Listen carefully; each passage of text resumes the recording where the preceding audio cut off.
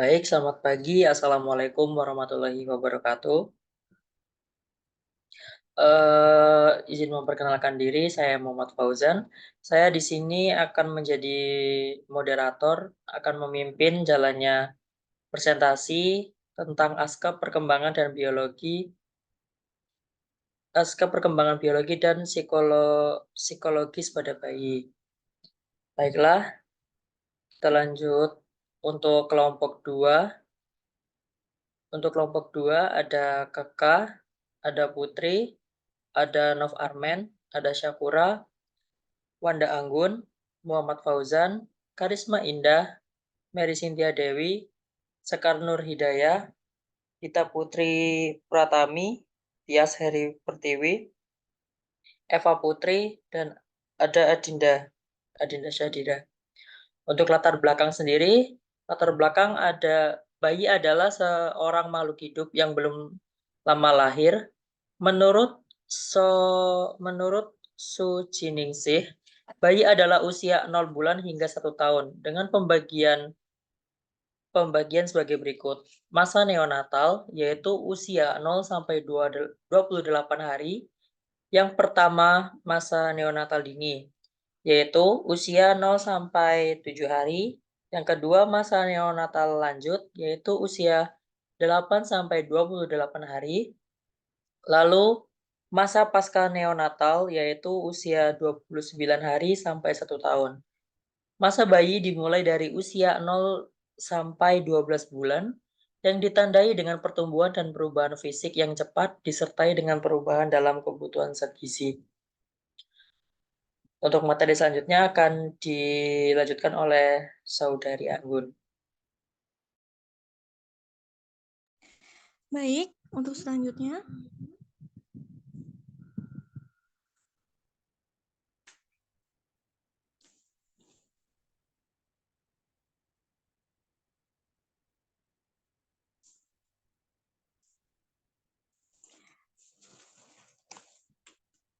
Yang pertama ada tahap perkembangan psikologi pada bayi, yaitu yang pertama pola tidur. Bayi yang baru lahir menghabiskan lebih banyak waktunya untuk tidur. Rata-rata bayi yang baru lahir tidur selama 16 hingga 17 jam sehari, walaupun ada beberapa bayi yang rata-rata tidurnya lebih sedikit, sekitar 10 hingga 11 jam per hari. Dan ada pula yang lebih lama, yaitu sama 21 jam per hari. Biasanya jumlah tidur bayi itu kurang secara teratur setiap bulannya, menurut Desmita 2008. Untuk yang kedua ada pola makan. Sejak kelahiran hingga usia 4 atau 5 bulan, semua pola makan adalah dalam bentuk mengisap dan menelan. Oleh karena itu, makanan haruslah dalam bentuk cair. Mengunyah umumnya baru muncul dalam pola perkembangan sebulan sesudah menggigit. Akan tetapi, seperti menggigil, mengunyah adalah dengan cara khas bayi dan memerlukan banyak latihan sebelum menjadi sempurna. Untuk yang kedua, ada tahap perkembangan biologis pada bayi, yaitu masa neonatal atau setelah kelahiran sampai sekitar 2 minggu. Merupakan masa pertama di mana bayi masih sangat lemah, padahal harus melakukan penyesuaian diri secara radikal supaya dapat melangsungkan hidupnya. Pada masa ini, faktor yang mempengaruhi perkembangan dibagi menjadi 2, yaitu 1. Faktor inter atau tempo atau kecepatan dan irama perkembangan tersebut berbeda-beda pada setiap fase dan setiap anak. Untuk yang B, bakat, temperamen, dan perkembangan anak yang tidak sama. Yang kedua ada faktor eksternal, itu ada A, perawatan jasmani. Yang kedua yang B, sikap, attitude atau pendidik atau pengasuh orang tua. Nah, di sini ada beberapa ciri perkembangan bayi pada masa neonatal kita bisa lihat. Yang pertama ini ada perkembangan fisik, perkembangan motorik, perkembangan emosi, dan ada perkembangan interogasi, perkembangan bahasa. Lalu ada pandangan biologis. Yang pertama ada kesadaran dan reaksi terhadap sekeliling. Yang kedua, keaktifan.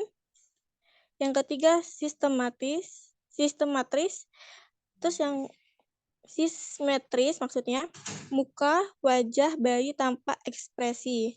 Yang selanjutnya ada mulut, leher, dada, abdomen, punggung, kulit, dan kuku.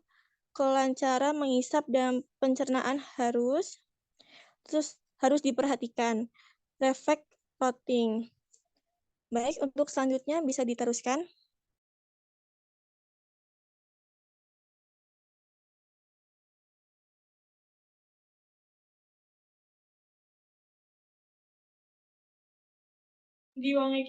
Baik, selanjutnya akan dilanjutkan oleh Saudari Dinda Syadira.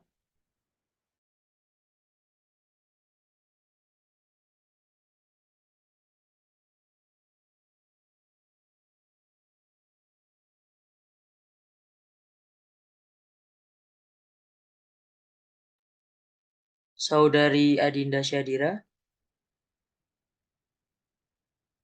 Halo. Baik, yang selanjutnya ada tindakan promotif kesehatan mental bayi adalah bidang penyelidikan, praktik, dan kebijakan profesional interdisipliner yang berkaitan dengan pengurangan penderitaan dan peningkatan kompetensi sosial emosional anak kecil tanpa masuk ekstrem pada anak dapat mengakibatkan gangguan fisiologis perubahan pada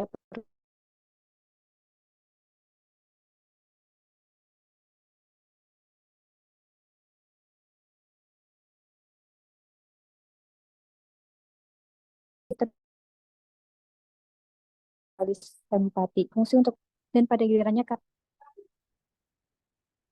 slide selanjutnya.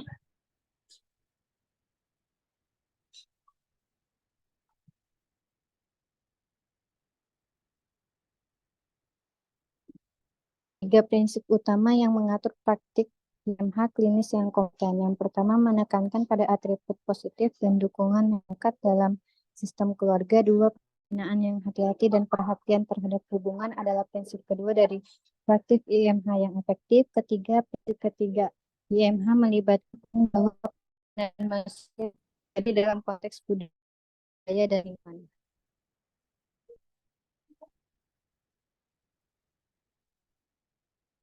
Next. Pengkajian dasar pada neonatus. Yang pertama, aktivitas istirahat, aktivitas spontan, sinaptikal, C, integratis ego, 4, eliminasi bising usus, abdomen, utuh, lunak, dan massa, anus, paten, fisura, kista pelodinal, mekonium keluar, urin, pertama berkemih, jumlah atau frekuensi dan warna. Yang makanan atau cairan berat badan, panjang badan, kulit, lembab atau kering, fontanel normal, kekuatan refleks menghisap atau menelan dan muntah.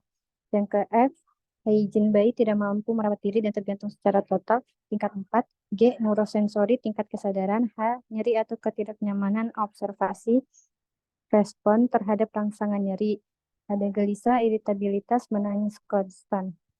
Yang I, pernafasan Apgar skor 1 menit dan 5 menit. Frekuensi pernafasan, bunyi nafas, pernafasan cuping hidung. J, keamanan tipe kelahiran, suhu kulit, tali pusat, klavikula, ekstremitas, dan spinal. Slide selanjutnya.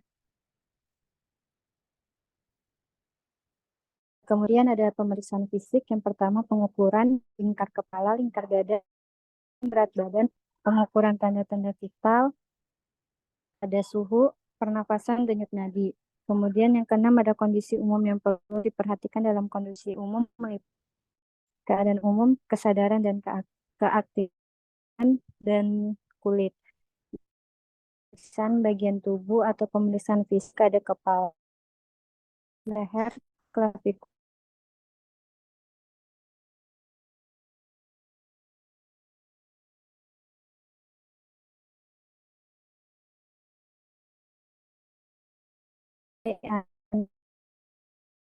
punggung, pemeriksaan kulit sernik, tesoa. Selanjutnya,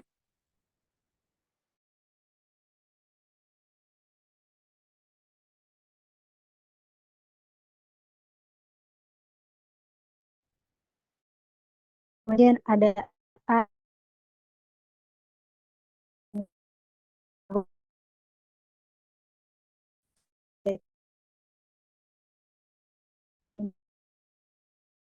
E. Fisik.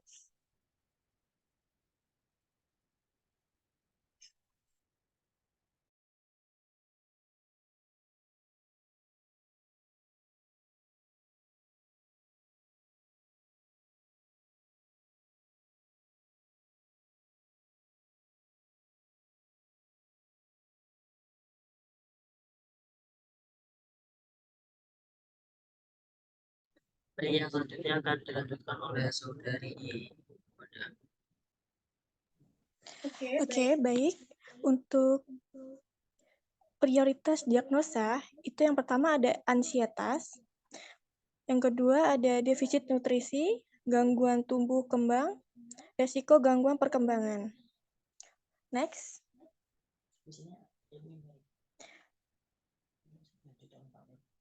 Untuk selanjutnya akan dilanjutkan oleh Mbak Mary.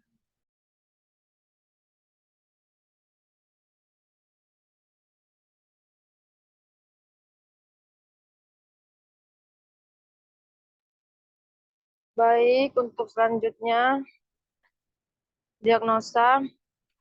Untuk bagian diagnosanya, DS, ibu pasien mengatakan anaknya pertumbuhan tidak sesuai dengan anak seusianya. Untuk DO-nya tidak mampu melakukan perilaku khas sesuai usia, pertumbuhan fisik terganggu, tidak mampu melakukan perawatan diri sesuai usia, respon sosial lambat. Untuk masalahnya gangguan tumbuh kembang, etiologinya efek ketidakmampuan fisik. Untuk yang selanjutnya,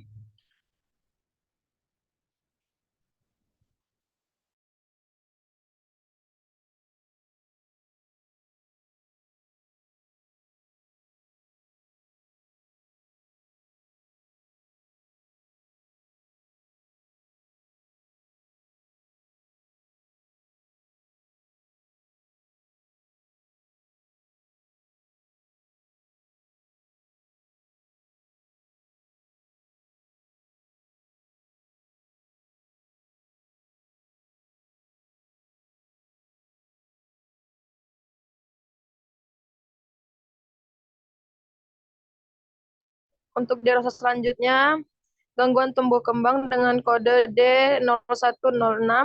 Untuk SLKI-nya status perkembangan, terus psikinya perawatan perkembangan.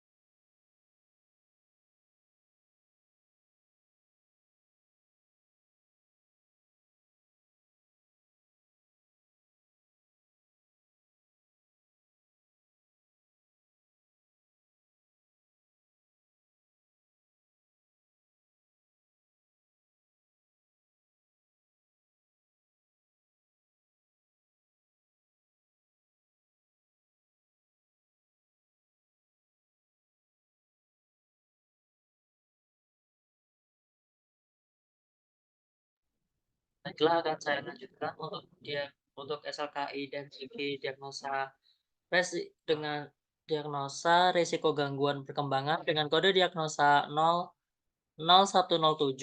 Untuk SLKI-nya status perkembangan dengan kode luaran L0101 L10101. Untuk psikinya promosi perkembangan anak dengan kode intervensi 10340. Untuk diagnosa ansietas, untuk kode diagnosanya D0080. Untuk SLKI-nya tingkat ansietas dengan kode luaran L09093. Untuk intervensi reduksi ansietas dengan kode intervensi I09314. Untuk diagnosa defisit nutrisi dengan kode diagnosa D0019. Untuk SLKI, status nutrisi dengan kode luaran L03030 dengan SIKI-nya manajemen nutrisi dengan kode intervensi 03119. Yang selanjutnya ada gangguan neurodevelopmental. Neurodevelopmental disabilities atau NDD adalah disabilitas yang berhubungan dengan fungsi dari sistem saraf dan otak. 1 dari 20 individual mengalami NDD dalam hidupnya dan tidak hanya terbatas dari penyebab genetik saja. NDD adalah sekumpulan penyakit yang mengganggu perkembangan dari sistem saraf pusat otak yang meliputi attention deficit atau hyperactivity disorder atau ADHD, autisme, epilepsi, retardasi mental, cerebral palsy, dan kelainan berbicara, penglihatan, dan pendengaran. Untuk yang selanjutnya ada gangguan kecemasan. Separation anxiety adalah hal yang normal. Rasa cemas akan perpisahan adalah bagian alami dari proses tumbuh kembang bayi. Rasa cemas untuk berpisah atau ditinggal orang tuanya biasanya muncul setelah bayi memahami tentang keberadaan objek di sekitarnya. Bayi umumnya mulai mengalami konsep ini pada usia 4-5 bulan. Penyebab separation anxiety pada bayi yaitu ada beradaptasi di lingkungan yang baru, gaya pengasuhan yang tidak membiasakan si kecil untuk memilih, kehilangan orang tua atau pengasuh, memiliki saudara baru, memiliki pengasuh baru, pindah rumah, pengasuh yang mengalami stres, bayi merasa tidak enak badan, lapar, atau merasa lelah. Selanjutnya akan disampaikan oleh Kak Tami.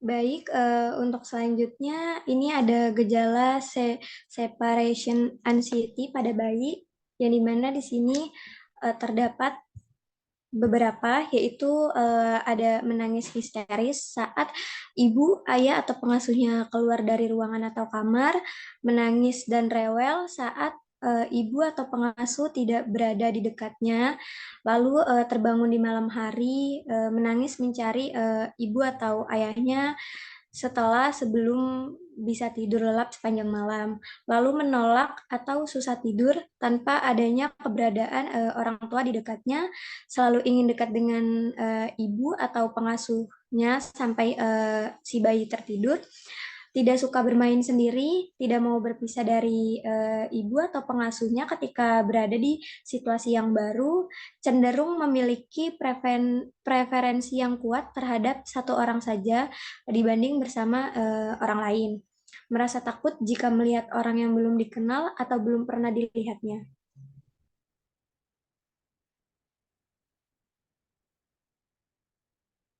Untuk cara menangani separation anxiety pada bayi ini ada beberapa. Yang pertama yaitu berpamitan pada si bayi, pasang ekspresi wajah yang ceria, lalu seringlah menghibur atau memeluk si kecil. Biasakan bayi merangkak menjauh dari ibu, buat momen perpisahan jadi menyenangkan dan konsisten. Latihan tinggalkan bayi tersebut sebentar, lalu terus kenalkan bayi pada lingkungan dan orang baru. Jangan tinggalkan bayi pada saat rewel. Bacakan buku cerita tentang perpisahan dan teguhkan hati ibu dan ayahnya.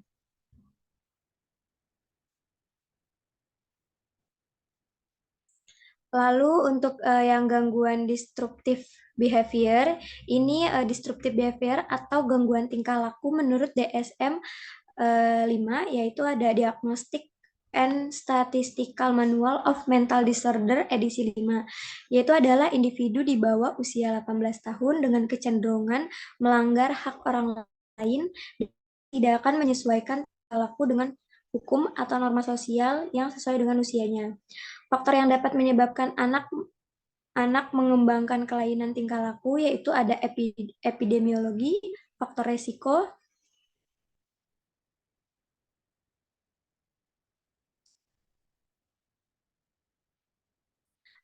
Mungkin itu saja. Di sini ada kesimpulan dari penjelasan yang sudah disampaikan, yang dimana bayi ini merupakan manusia yang baru lahir sampai umur 1 tahun atau usia 0 sampai 12 bulan. Namun hal ini juga tidak ada batasan yang pasti. Pada masa ini manusia sangat lucu dan menggemaskan. Ini juga rentan terhadap berbagai gangguan yang ditandai dengan pertumbuhan dan perubahan fisik yang cepat atau lambat, disertai dengan perubahan dalam kebutuhan zat gizi selama periode ini. Sehingga dalam hal ini, ibu sangat berperan penting untuk tumbuh kembang sang anak. Baik, saya kembalikan ke moderator. Baik, terima kasih Mbak Tami karena telah menyampaikan, dan terima kasih banyak kepada rekan-rekan yang lainnya telah memberikan materinya. Untuk daftar pustaka dapat dilihat, bisa dibaca nanti. Apakah ada pertanyaan? Jika ada pertanyaan, kami memberikan kuota pertanyaan. Jika ada pertanyaan, silakan tuliskan komentar di kolom komentar yang telah disediakan. Saya akhiri. Wassalamualaikum warahmatullahi wabarakatuh.